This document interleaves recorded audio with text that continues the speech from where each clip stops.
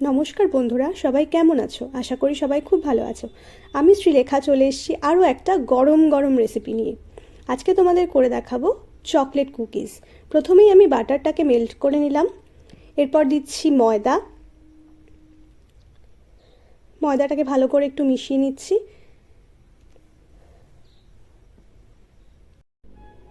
এরপর দিচ্ছি brown sugar,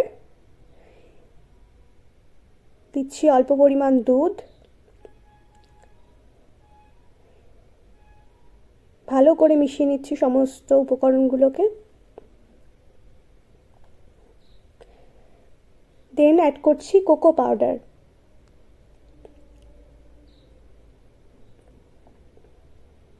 এবার দিলাম বেকিং সোডা।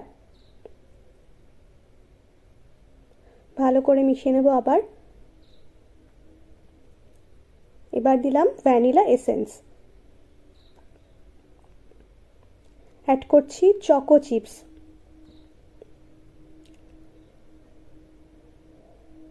আবারও ভালো করে মিশিয়ে নিচ্ছি।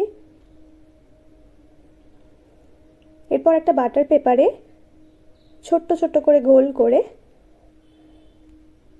এভাবে দিয়ে দিচ্ছি।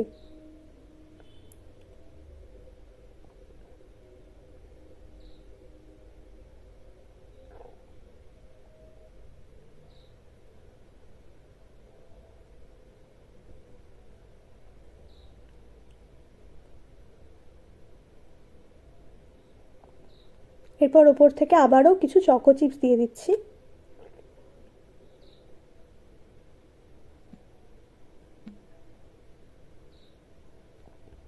ব্যাস মোটামুটি রেডি। এরপর প্রিহিটেড ওভেনে এটাকে 15 মিনিটের মতো বেক করে নিলাম। 180 ডিগ্রিতে আমি এটা করেছি।